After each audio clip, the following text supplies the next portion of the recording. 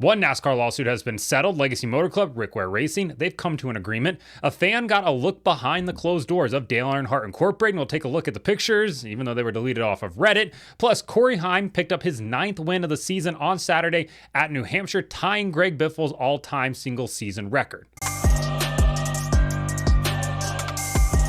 Welcome back to Break Hard. I'm Matt. Before we get into the news, we have the tier rankings heading into round 2 of the playoffs. Right now, the favorites, I've got Denny Hamlin, Chase Briscoe, Ryan Blaney. I think those guys right now have the best shot of reaching Phoenix. Then we have the next ups, Christopher Bell, William Byron, and then you have Bubba Wallace. Christopher Bell, yeah, he won in that first round, but I'm still a little bit iffy on if he's going to be able to reach that championship race in Phoenix. William Byron, I think he probably has the most speed right now out of the Hendrick cars, and you can't count them out just yet. And Bubba Wallace had an incredible round 1, although with the points reset, he's back down by the cutoff line, but if they can continue what they did in round 1, in round 2, he could be setting up pretty well. Then we have should be fast, but just aren't, that being Chase Elliott and Kyle Larson. They should be fast. They just aren't right now, and that's a real problem for them.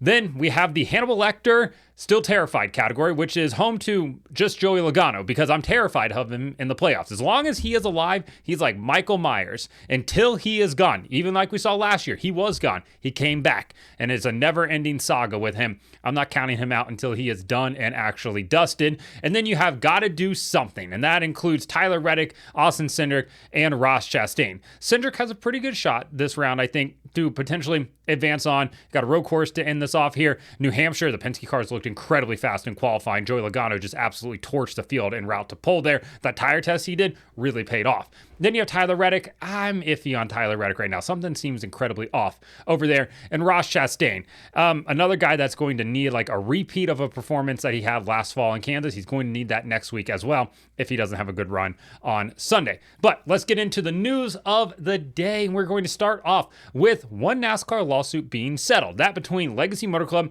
and Ware Racing. Now, obviously, you know the two sides were going at it. Ware Racing said that they weren't going to sell to 2311 or to Legacy Motor Club because they believe that Legacy changed the dates on them. And Legacy said, well, this is what you agreed to. And then it went to court. And then Ware Racing agreed to sell to TJ Pusher for like $150 million. And then Legacy was like, hey, and the judge was like, hey, we can take this to trial in January. Well, that's not going to happen now because instead they came to a settlement. On Friday, they announced that they have reached an agreement regarding their charters going forward. And what it appears is going to happen is Ware Racing will continue to field a chartered entry next year, being the number 51 car. Legacy Motor Club will once again continue on as 2 cars in 2026. And RFK will continue to lease that second charter from Ware Racing. Right now, they're leasing the number 15 charter. That charter at the end of the year will go back to Ware Racing, and then that 51 charter will go over to RFK, and that is what Ryan Preece will use next year as well. And honestly, what all of this sounds like is basically the original deal that they had. It appears that Legacy Motor Club will take possession of that second charter after the 2026 season, going into 2027, expanding to a 3-car team then, which makes sense because even they acknowledge the fact that they're getting pretty late in the season now, and there's not that much time before Daytona for them to start up a whole third team, hire everybody out, get all the cars ready. Toyota also expressed some concern over that as well. So now they've got a year plus to get ready for it. And it appears that cooler heads have prevailed in the situation. Regardless, Ware definitely is going to get paid out of this. No word on the future of that team, if TJ Pusher is still going to purchase it or anything like that. But obviously with the potential of losing one of their charters, it becomes a little bit less desirable and certainly not the 9-figure deal that they had agreed upon. But either way, it is nice to have one of the NASCAR lawsuits settled. Now, obviously, will the other ones get settled before they had a trial in December? I've said a bunch of times that I don't think so. I think it goes to trial. I'm starting to waver on that a little bit. I think the tides could be slightly shifting here, just because I don't think either side really wants anything else to come out in discovery. I don't think NASCAR does. I don't think the teams do at this point either. And I think that you could maybe see something happening there. I don't know. I'm just got this feeling that we might be headed that direction. Dale Earnhardt Incorporated has become a forgotten about time capsule. Stuck in the early 2000s, it has basically been left there to sit. Ever since the pandemic came along and the lockdown happened, the tour stopped at DEI, getting inside is a bit like getting beyond the borders of North Korea. Recently, one fan traveling to the Charlotte area reached out to Dale Earnhardt Incorporated, and they got a response back that, yeah, they could come tour the facility, something that doesn't happen very often. And they took some pictures and posted them to Reddit and have subsequently deleted them from Reddit as well, which is interesting. Not sure if somebody got to them or what, but regardless, it's kind of cool to see a look, take a look behind the curtain here. We're going to go through some pictures real quick. We're going to start off here with basically kind of the showroom, the 1994 Chevy Lumina for Dale Earnhardt. Obviously, it's got the semi behind him just as a memoriam type of thing there, 1951 to 2001, as we all know. The Dale Earnhardt Jr. car you see on the back left, that is his 2004 Daytona 500 winning car. I assume that is Michael Waltrip's 2001 Daytona 500 winning car next to it. The Wheaties car on the back right is the paint scheme that Dale Earnhardt drove, but it's not the car that Dale Earnhardt drove because he never drove that body on it as well. You can see the Dale Earnhardt Jr. camo car, and then also the Martin Truex Jr. Taco Bell car is on the right there, which you can kind of just barely see. Then you can look back in the shop here. I believe that's 2006 Homestead car for Dale Jr. on the left. Martin Truex Jr.'s Wrangler number 8 on the right. I believe there's a Steve Park car in there as well. Kind of a grainy picture, but still cool to see nonetheless. Tires are flat on some of these cars, which is unfortunate. This picture of the hallway just kind of encapsulates the time period of when DEI was sort of at its peak, sort of that Tuscan subliminal look to it with the, beigeish wall color to match just... Yeah, a suburban house, in the early 2000s looked exactly like that. This picture right here, it will make sense to Cincinnati people that are watching this, but this picture immediately reminded me of the Montgomery and Boathouse. At one point, this was elegant, this was classy, this is what people wanted their stuff to look like, but I don't think it's necessarily aged super well. It seems kind of stuffy, but this was the DEI lunchroom area there. I do appreciate the attention to detail here, including the DEI logo and the back of the bar chairs there. You got the 1996 Atlanta trophy. If you want to go just take a picture with the Purolator 500, there you go. More trophies to be seen here, sort of in the entryway in the foyer of the facility. The boardroom here, just big conference room. Obviously, it's black. Has to be black, right? It's Dale Earnhardt Incorporated. I do love the fact that they just couldn't figure out glass doors back then, so they just put up the black doors on the glass wall. It really should have splurged for those glass doors. Here's the showroom once again. And you can kind of see that Martin Truex Jr. number 8 Taco Bell car there that we were talking about in the last slide. Also, that is Steve Park's Watkins Glen winning car that is there as well. So pretty cool to see that stuff. It's still getting preserved. Got Ron Hornaday's truck sitting down there in the shop. Martin Truex Jr., I'm going to guess that's probably his first win car from Dover. You also have Jamie McMurray's car. Remember the Earnhardt Ganassi days as well. Some COT cars sitting in there. You have the Looney Tunes car there on the right, and then you got some more Martin Truex Jr. stuff on the left there, some COT cars when you look back a little bit further. The Dale Earnhardt Coca-Cola machine, just like everybody on Reddit, I'm just wondering, was it stocked? It is kind of also ominous to see it in a dark shop, but that's the only thing lit up there as well. It's like, a weird sort of shrine to the man there. Here's the number 8 2004 Daytona 500 winning car. Again, something that Dale Jr. probably really wishes he had, and then just some fire suits that they had hung up in there as well. So it's kind of cool to get a look behind the scenes there and see what's happening over at DEI. It's unfortunate that nobody can go in and see it, or that it's not open to the public anymore. I mean, there's so many historic cars in there. Not just like Dale Earnhardt stuff, but there's Dale Earnhardt Jr. stuff, Martin Truex Jr. stuff, Steve Park, Michael Waltrip. I'm sure Michael Waltrip would probably love to have his Daytona 500 winning car. I'm sure Dale Jr. would love to have his Daytona 500 winning car as well, or at least, the NASCAR Hall of Fame would like to have it as well, to put it just in the museum and on display for everybody. And it's just unfortunate that it's kind of just stuck sitting in this building. According to the Reddit post, the original poster before they deleted it said that they have somebody that comes in every week to fill up the tires on the cars and stuff like that. But it's kind of sad, really, when you just sit there and look at it, because it's something that a lot of fans would really like to see. And the fact that Teresa really hasn't opened it up or turned DEI just into a full-blown museum is kind of baffling in a sense because she does still profit off of Dale Earnhardt's name, like all the new merchandise that comes out every single year. I mean, he's always in the top 10 merch sales as well. You would think that like this would just be another revenue generator for her that she would want to do. At the same time, I understand wanting to honor the legacy and everything like that, but it would be kind of cool to get a tour and actually be able to go look at all of these things.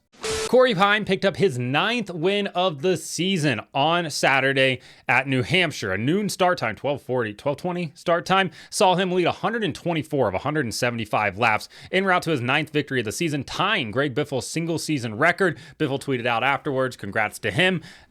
Biff, you got to come out of retirement now. You got to get 10 next year. I heard there's a new manufacturer coming in that might need some drivers as well. Just throwing that out there. If the Biff wants to come back and run a full season, which would actually be really fun to see. I wonder if he's going to do some ARCA stuff next year, which would be interesting. But Heim picks up with a win.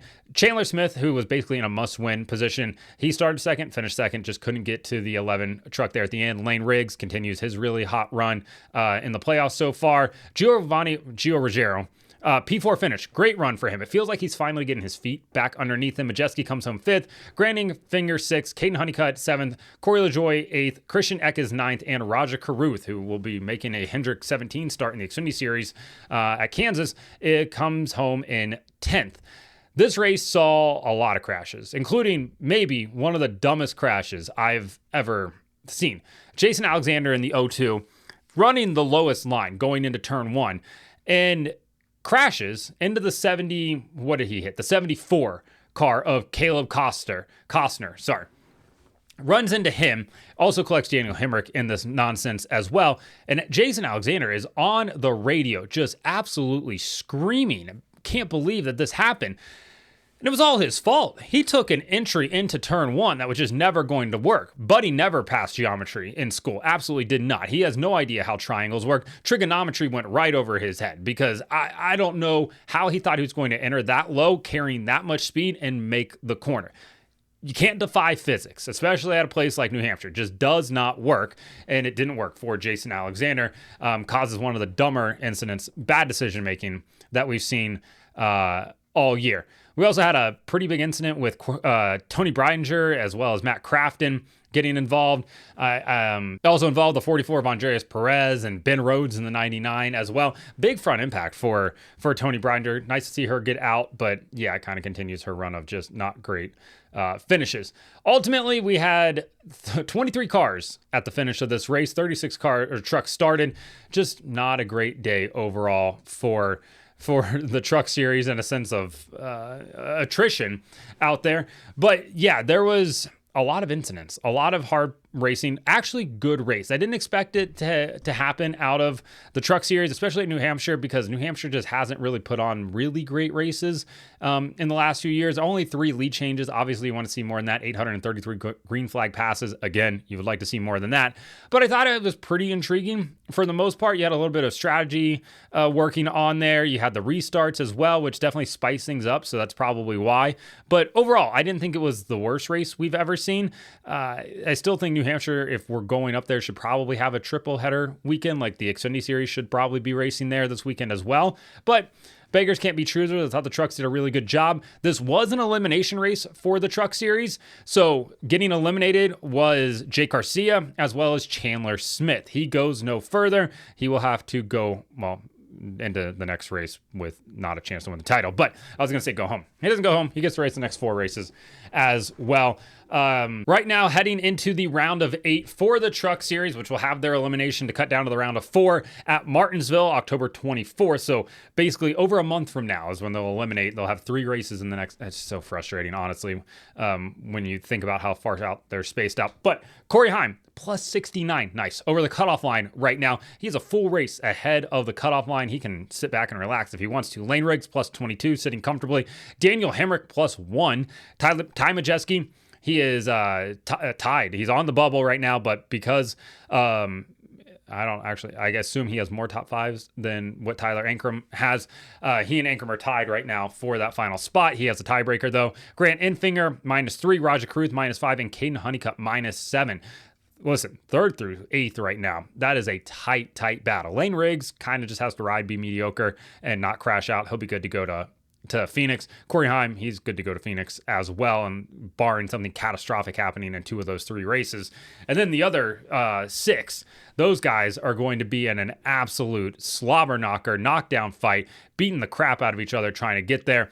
Don't forget, though, this round does feature races at Talladega and a Friday afternoon race, 3:30 p.m. start time at the Roval as well. That is going to be incredibly fun to watch for the people that can tune in to watch it. Just poor planning. 12:30 start time. You can have your lunch break on the West Coast if you want to watch this race. But yeah, I understand it. They got college football and other programming to put on. But man, 3:30 in the afternoon is just brutal for a lot of people. So let me know in the comments what you think about the settlement between RWR Racing and Legacy Motor Club, what you think about the look behind the scenes at DEI and the Truck Series, Corey Heim winning his 9th race, and who do you think gets eliminated heading to Phoenix. Like and subscribe to the channel. Follow me on TikTok at BreakHard, Instagram, Twitter, and Facebook at BreakHardBlog.